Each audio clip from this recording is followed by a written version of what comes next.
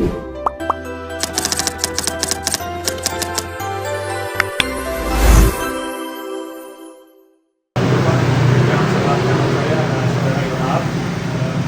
sendiri Gila, sebagai Ketua Markedo, dan ini Aceh. Tiba dari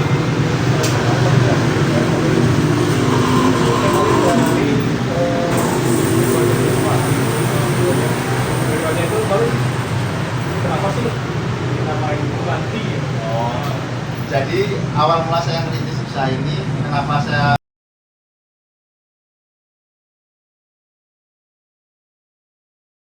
Assalamualaikum warahmatullahi wabarakatuh. Perkenalkan, nama saya Aceh Hidayat. Saya perwakilan dari kelompok 1. Di sini saya akan mempresentasikan tentang hasil wawancara kami dengan owner dari UMKM Gumanti, di mana saya bertanya apa yang melatar belakangi Bapak untuk menjalankan usaha ini. Terlebih dulu saya akan mendeskripsikan tentang usaha Gumanti ini. Nama usaha adalah Gumanti. Pemiliknya adalah Bapak Riko Nan Putra yang berasal dari Yogyakarta. Alamatnya di Perum Garden City Residence Blok E1 nomor 8, Cengkong, Purwasari, Karawang, Jawa Barat. Tahun berdiri dari produk Gumanti ini adalah 2018 di bidang usaha minuman herbal dan teh olahan. Latar belakang pendirian usaha ini adalah sebelum mendirikan usaha Gumanti, Pak Riko telah memiliki usaha percetakan sejak 2015 di tempat asalnya, yaitu di Yogyakarta. Namun karena penghasilan di bidang percetakan ini tidak stabil, maka beliau memutuskan untuk merintis usaha di bidang food and beverage yang memiliki potensi pemasukan harian, kebutuhan ekonomi keluarga serta kepedulian terhadap kurangnya produk teh herbal lokal yang higienis dan inovatif di Karawang menjadi pemicu utama lahirnya Gumanti. Dan nilai dan tujuan usahanya adalah: 1. Mengangkat kearifan lokal dengan pengenalan teh herbal gula batu di khas Yogyakarta. 2. Mempromosikan gaya hidup sehat melalui minuman berbahan alami. 3. Adalah mengintegrasikan budaya lokal Yogyakarta dan Karawang melalui produk minuman. Strategi produknya adalah produksi awal dilakukan secara rumahan dengan bantuan keluarga. Sering berkembangnya, Gumanti memperluas varian rasa untuk menjangkau pasar yang lebih luas. Varian rasa tersebut bisa ada 7 varian rasa. Ada 6 varian rasa. Yang pertama, teh original. Konsumen utamanya yaitu konsumen dewasa. Biasanya pecinta teh alami yang tidak menyebabkan diabetes karena menggunakan gula batu atau gula Jawa, sehingga rasanya agak sedikit sepet ketika diminum. Kedua adalah lemon tea.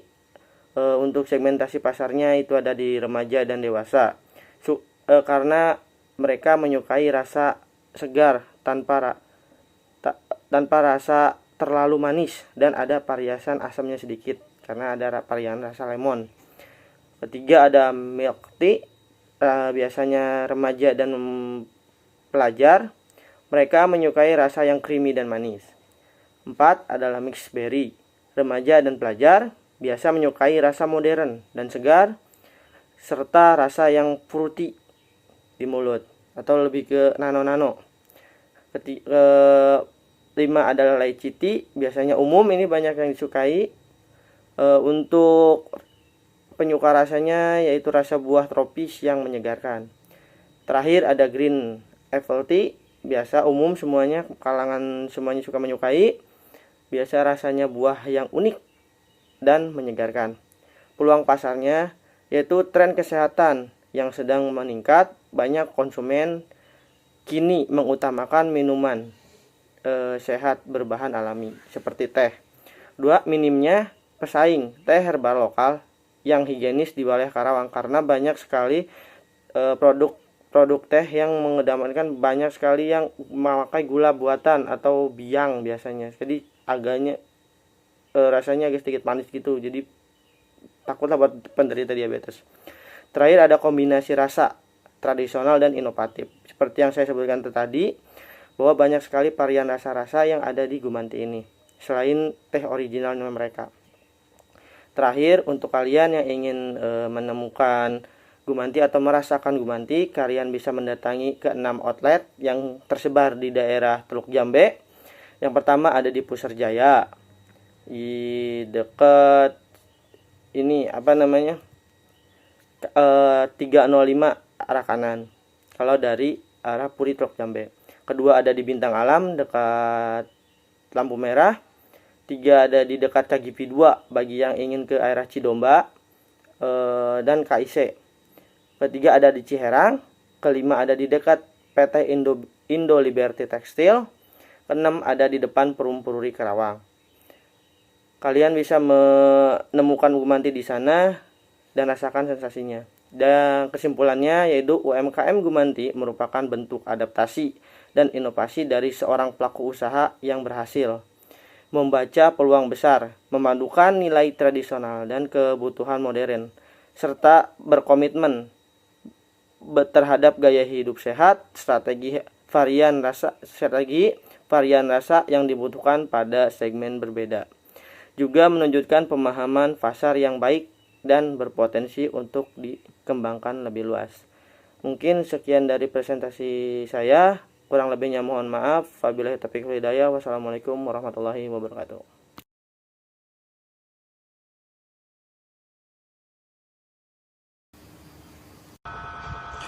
Perkenalkan, nama saya Edo Aji Nugroho dari Prodi Manajemen kelas MN23J. Di sini saya akan menceritakan tentang pengalaman observasi saya bersama teman-teman saya di kedai UMKM Gumanti bersama Pak Riko sebagai owner. Di sana saya menanyakan kepada Pak Riko bagaimana cara Pak Riko untuk meningkatkan daya saing, yang mana di era sekarang banyak brand-brand teh yang berbeda-beda. Beliau juga menjawabnya, yang mana beliau mempertahankan cita rasa khas Yogyakarta, yang mana teh-teh di Yogyakarta menggunakan gula batu untuk rasa manis yang diciptakan dalam teh tersebut.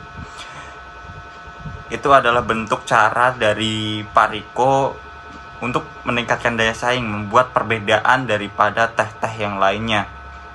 Yang kedua, Pak Riko juga membuat rasa lain atau menu baru dari Gumanti itu sendiri, yang mana ada lemon tea, ada Thai tea, ada match berry dan lain sebagainya, yang mana membuat customer dapat memilih menu yang tidak itu-itu saja.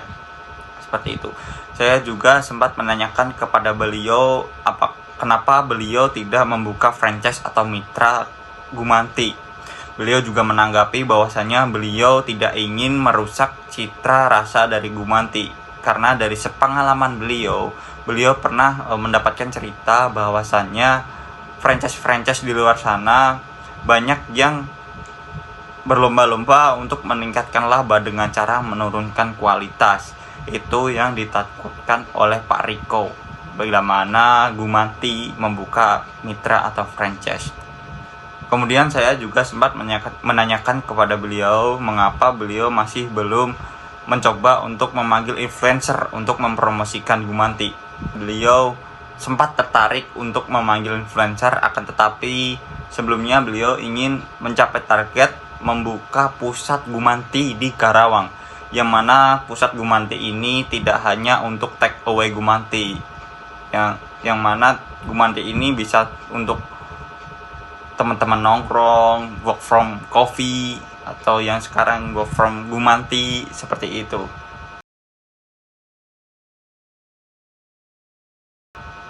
Oke, bismillahirrahmanirrahim. Assalamualaikum warahmatullahi wabarakatuh. Perkenalkan, nama saya Muhammad Gilang Ramadan. Saya pada kesempatan kali ini akan menjelaskan hasil dari kunjungan industri, yang tepatnya kunjungan UMKM di UMKM Gumanti, yang dimana pada kesempatan ini saya mewakilkan pertanyaan dari kelompok saya, yaitu dengan pertanyaan jadi saya bertanya kepada ownernya itu, bagaimana dukungan yang Bapak butuhkan untuk mengembangkan usaha ini. Jadi si ownernya itu sangat membutuhkan dukungan untuk pengembangan usaha tersebut, karena dalam upaya mengembangkan usaha, pemilik Gumanti ini menyampaikan bahwa bentuk dukungan yang dibutuhkan saat ini difokuskan pada penguatan sistem operasional serta peningkatan efektivitas strategi pemasaran tanpa mengorbankan kualitas produk. Itu yang menjadi ciri khas utamanya itu, yaitu si produk minuman es teh Pirut. Karena dari prioritas utamanya adalah memastikan seluruh aspek produksi dan pelayanan dapat berjalan secara konsisten sesuai standar yang telah ditetapkan. Untuk itu, dukungan berupa akses terhadap fasilitas produksi yang lebih modern dan terstandarisasi sangat diperlukan, karena hal ini bertujuan untuk menjaga keunikan cita rasa khas Yogyakarta dan penggunaan gula batu tersebut sebagai pemanis alami yang menjadi identitas produk ini. Tuh. Nah, di samping aspek teknis, pengembangan kapasitas sumber daya manusia juga menjadi perhatian dari si ownernya itu, di mana pelatihan berkala dan pendampingan bagi staf operasional sangat dibutuhkan guna memastikan seluruh tim memahami nilai-nilai kualitas. Karena di samping itu pelayanan dan inovasi yang diusung oleh Gumanti, nah hal ini tuh penting mengingatkan rencana ekspansi ke bentuk outlet fisik yang tidak hanya melayani take away, tetapi juga difungsikan sebagai ruang untuk bersantai, belajar, dan bekerja. Nah, dari sisi promosi, pemilik Gumanti membuka peluang kolaborasi dengan pihak eksternal, terutama melalui pemanfaatan influencer yang memiliki kesesuaian nilai segmentasi pasar yang relevan. Cuman untuk saat itu masih belum bisa ekspansi melalui pemanfaatan influencer karena belum dijelaskan secara singkat oleh ownernya tersebut, tapi belum ada rencana seperti itu. Tapi kedepannya ingin, karena untuk mengenal produknya lebih lanjut lagi katanya.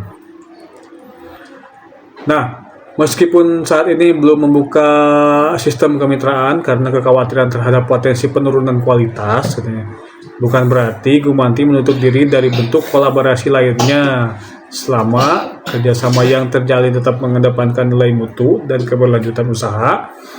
Pemilik menyatakan terbuka terhadap berbagai bentuk dukungan yang konstruktif. Begitu. Semoga dapat dipahami. Terima kasih.